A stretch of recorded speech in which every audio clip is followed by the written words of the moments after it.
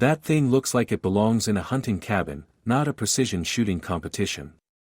The comment carried across the long-range rifle facility at the Cheyenne Mountain Shooting Complex in Colorado Springs, Colorado, loud enough to draw attention and uncomfortable glances. Staff Sergeant Jake Morrison, 28 years old and 3 years into his assignment with the 75th Ranger Regiment stationed at Fort Carson, stood with 4 other young Rangers examining the rifle that had just been unkissed at the shooting line. The weapon was a Remington 700 bolt-action rifle in .30-06 Springfield caliber, but calling it simply a hunting rifle didn't capture the character of what they were looking at. The rifle showed its age and history in every detail. The blued steel barrel had honest wear from decades of use, the walnut stock was darkened from years of hand oils and showed the dings and scratches that come from real field use, and the leather sling was worn soft and supple from being carried through mountains and forests. A vintage Leupold scope sat in old-style rings, the scope itself showing scratches on the tube and wear on the adjustment turrets. To these young Rangers, accustomed to modern precision rifles with chassis systems, adjustable stocks, and the latest optics, this rifle looked like something their grandfathers would have used for deer hunting in the 1970s. The man who owned the rifle stood quietly beside the shooting bench, seemingly unbothered by the scrutiny. Thomas Sullivan, 73 years old, stood at 5 feet 10 inches with the weathered posture of someone who had spent a lifetime in the outdoors.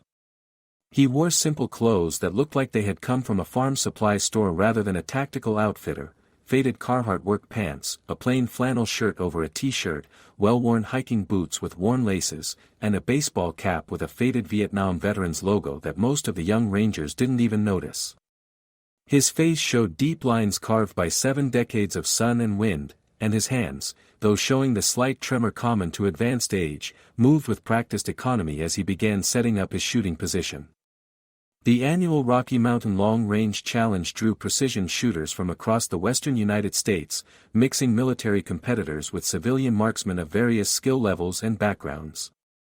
Thomas had been attending for 12 years, ever since he moved to Monument, Colorado to be closer to his daughter's family. Staff Sergeant Morrison picked up the Remington 700 without asking permission, a breach of range etiquette that made several nearby shooters frown with disapproval. He examined it with theatrical skepticism, playing to his audience of fellow Rangers who had gathered around. "Seriously, sir, you're going to compete with this? Against precision rifles with all the modern upgrades? This is a hunting rifle. The stock isn't even adjustable. The scope looks older than I am. And is that a leather sling from like 1975? His fellow Rangers laughed, encouraged by his performance.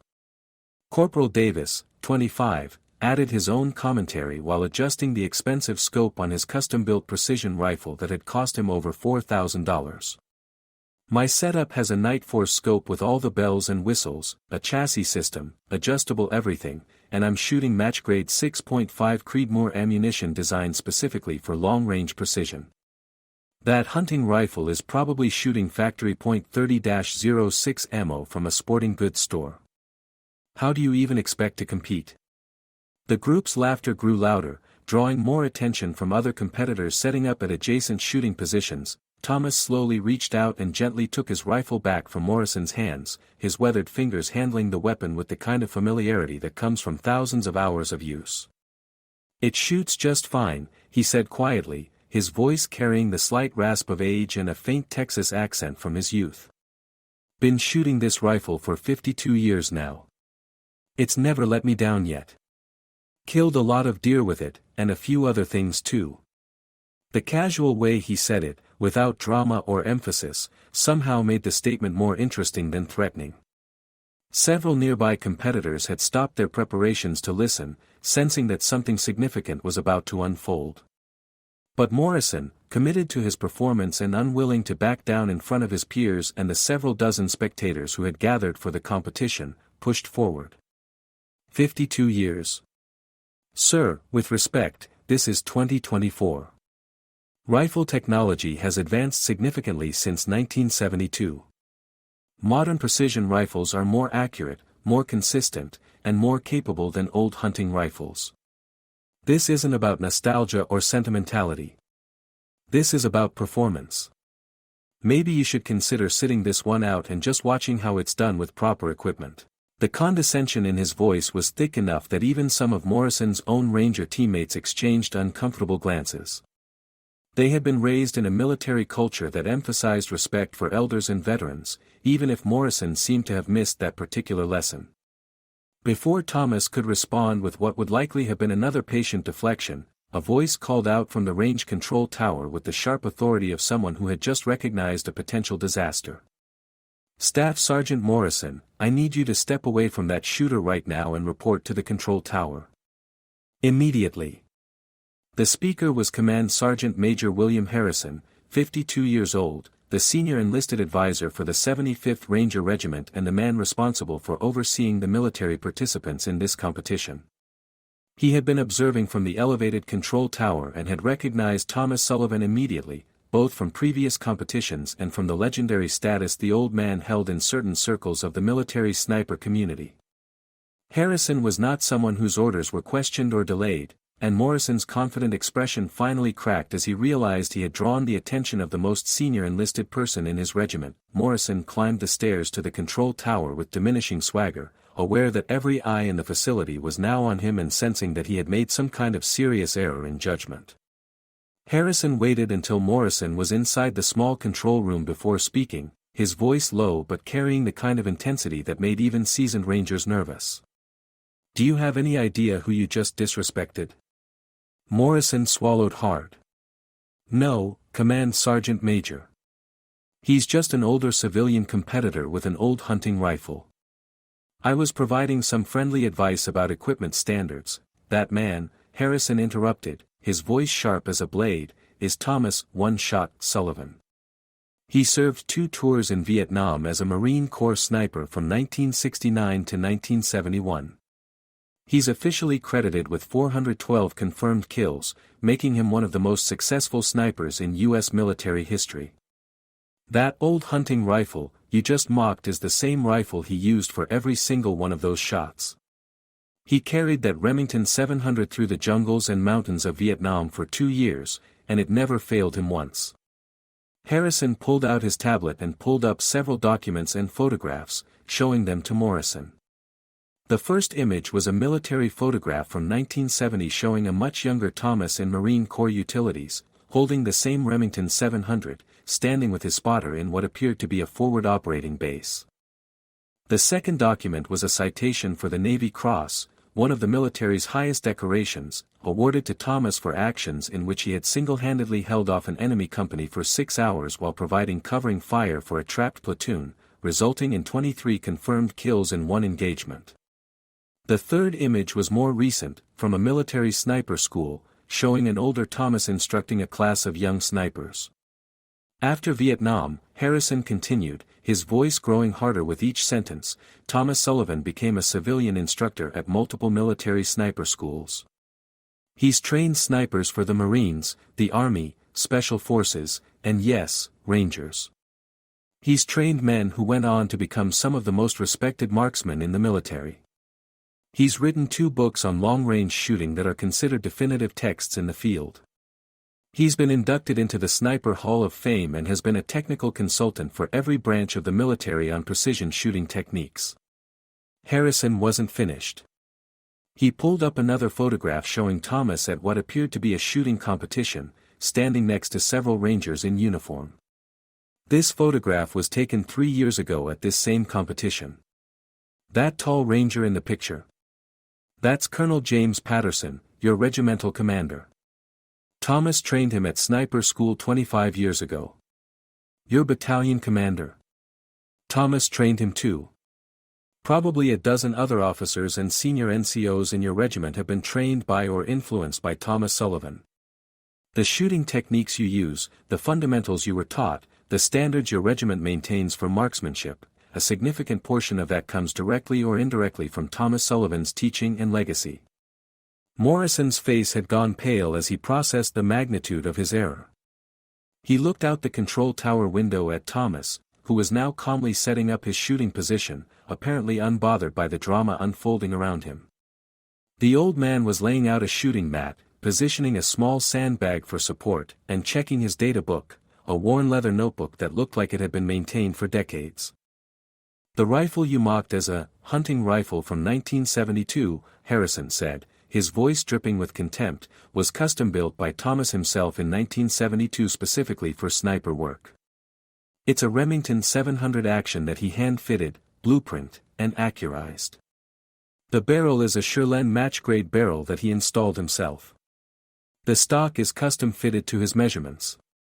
That old Leupold scope is actually a highly sought-after vintage model that many competitive shooters prefer for its reliability and glass quality. The entire rifle has been maintained and updated over 5 decades to remain competitive. It's not a hunting rifle someone grabbed from a closet. It's a precision instrument that has been refined through 50 years of constant use and modification." He turned to face Morrison directly. "Today's competition is an 800-yard cold-bore challenge. One shot from a cold barrel. No sighters, no warm-up shots, just one round to hit a 10-inch target at 800 yards. That's a test of fundamental shooting skills, equipment maintenance, and knowledge of ballistics. All the fancy modern equipment in the world won't help if you don't have those fundamentals. And Thomas Sullivan has more fundamental shooting knowledge in his weathered hands than you've acquired in your entire military career." Harrison pointed to the shooting line. "You're going to go back down there, you're going to apologize to Mr. Sullivan, and then you're going to watch and learn. Because you're about to receive a masterclass in what real precision shooting looks like." Morrison descended from the control tower on shaking legs, his earlier confidence completely evaporated. The other Rangers had heard through the military grapevine what was happening, and they had already moved away from Thomas's position, giving him respectful space and shooting Morrison looks that ranged from sympathy to disgust at his behavior. Morrison approached Thomas, who was now seated behind his rifle in a rock-solid prone position, studying his data book and occasionally glancing downrange through a spotting scope. "Mr. Sullivan," Morrison began, his voice barely steady, "Sir, I need to apologize. I was completely out of line. I didn't know who you were, and I disrespected you and your equipment. I'm deeply sorry." Thomas looked up from his data book with those weathered blue eyes, and his expression showed neither anger nor triumph, just the patient understanding of someone who had seen young men make this exact mistake dozens of times before. "Son, it's all right. You didn't know. And honestly, if you just looked at this setup without context, I can see why you'd think it was outdated. Modern equipment is very impressive. But here's what I've learned in 52 years of pulling triggers: the equipment matters less than the person behind it. This rifle and I know each other. I know exactly how it shoots in any condition. I can predict its behavior because we've been together longer than you've been alive. That familiarity and that relationship are worth more than any amount of modern technology." The range officer called for shooters to prepare for the cold bore challenge. The format was simple but brutal: each competitor would fire one shot from a completely cold barrel, no warm-up shots allowed, at an 800-yard target. The targets were 10-inch circles, roughly the size of a human head, positioned at a distance where wind, elevation, temperature, and shooter skill all became critical factors. Morrison's expensive custom rifle with its fancy optics would get one chance. Thomas's old hunting rifle would get one chance. Everyone would get one chance. The competition began with the younger shooters going first. Morrison took his position, running through his mental checklist, adjusting his position multiple times, checking and rechecking his scope settings. He had dialed in data based on his previous practice sessions at this range, accounting for the 6,200-foot elevation of Colorado Springs, the temperature, the wind conditions. His shot broke after nearly 3 minutes of preparation.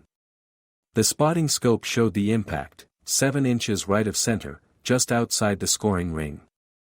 A respectable shot by any standard, but not a hit. 3 more Rangers shot. 1 missed entirely. 2 others hit the outer edges of the target but not the center scoring zone. The civilian shooters began their attempts. Of the first 12 shooters, only 2 managed hits in the scoring zone, and both of those were edge hits. Finally, it was Thomas's turn. He approached the shooting line slowly, his movements showing his age as he lowered himself into position behind his rifle. But once he settled in, something fundamental changed in his demeanor. The slight tremor in his hands disappeared. His breathing became deep and controlled. His eyes, looking through that bold Leupold scope, showed the intense focus of someone entering a state of concentration developed through decades of practice. Thomas didn't rush. He consulted his data book, which contained handwritten notes from 50 years of shooting this rifle in every imaginable condition. He noted the temperature, the elevation, the wind conditions. He made minute adjustments to his scope, not with the target turrets that modern shooters preferred, but with the older style adjustments that required knowing exact click values and trusting your calculations. He chambered a single round of ammunition, hand-loaded .30-06 that he had developed and refined over decades, using bullets he had selected specifically for long-range performance, powder charges he had tested extensively, and brass he had carefully prepared. This wasn't factory ammunition from a sporting goods store. This was ammunition that represented thousands of hours of load development and testing. The entire range had gone quiet. Everyone had stopped what they were doing to watch. Command Sergeant Major Harrison stood in the control tower with binoculars focused on Thomas. The other Rangers, including Morrison, watched with a mixture of curiosity and growing respect. Thomas settled in behind his rifle with the stillness of a mountain. His breathing slowed to almost nothing. The wind had picked up slightly, and he waited, patient, feeling the air currents, reading the mirage through his scope, calculating. Then, in the brief moment when the wind paused, his finger moved smoothly to the trigger. The shot broke with the crisp authority of a perfectly maintained trigger, the rifle recoiling smoothly into Thomas's shoulder. The sound echoed across the range. For a moment, time seemed to suspend as everyone waited for the spotting scope confirmation from the range officer. Perfect center hit, the range officer called out, his voice showing genuine amazement. Dead center of the scoring zone at 800 yards. First round cold bore perfect score. The range erupted in applause and cheers. Even the competitors who had missed their shots were clapping, recognizing that they had just witnessed something special. Morrison and the other Rangers were applauding harder than anyone, their earlier skepticism completely transformed into profound respect. Thomas sat up slowly, safing his rifle and carefully extracting the empty brass case, which he pocketed. He would reload it later, as he had reloaded brass cases from this rifle thousands of times before. His expression showed neither pride nor showboating, just quiet satisfaction of a job done correctly. Command Sergeant Major Harrison approached, and Thomas stood to greet him. "Command Sergeant Major, good to see you again. How have you been?" "Better now after watching that shot, sir," Harrison replied with genuine warmth. "That was textbook perfect. You're still teaching lessons even when you're not trying to." Harrison turned to address the gathered crowd, particularly the Rangers. "Let this be a lesson to everyone here, especially the military shooters. Modern equipment is wonderful, and we should always strive to have the best tools available. But equipment is just equipment. What matters is fundamentals, knowledge, experience, and the relationship between a shooter and their weapon. Thomas Sullivan just outshot everyone here with a rifle that some of you dismissed as obsolete, using techniques that some of you thought were outdated, drawing on knowledge that took him 50 years to accumulate." He gestured to Thomas. "This man has forgotten more about precision shooting than most of us will ever learn. His old hunting rifle just delivered a perfect cold-bore shot at 800 yards while millions of dollars worth of modern equipment couldn't match that performance. That should tell you something about the value of experience and fundamentals versus relying on technology to compensate for lack of skill." Morrison approached Thomas again after the presentation ceremony where Thomas received the competition's top prize. "Mr. Sullivan, would you be willing to provide some instruction? I clearly have a lot to learn, and I'd be honored if you'd be willing to teach me." Thomas considered the request, seeing in Morrison's face genuine humility that had replaced the earlier arrogance. "I teach a long-range shooting clinic twice a year here in Colorado Springs. It's a 4-day intensive course covering fundamentals, ballistics, equipment selection and maintenance, and mental preparation. Next session starts in 6 weeks. You and your ranger buddies are welcome to attend. I don't charge military personnel, consider it my way of giving back. Over the following months, Morrison and 3 other rangers attended Thomas's clinic. They learned that precision shooting was less about equipment and more about understanding fundamentals, wind reading, ballistics, and the patience to wait for the perfect shot.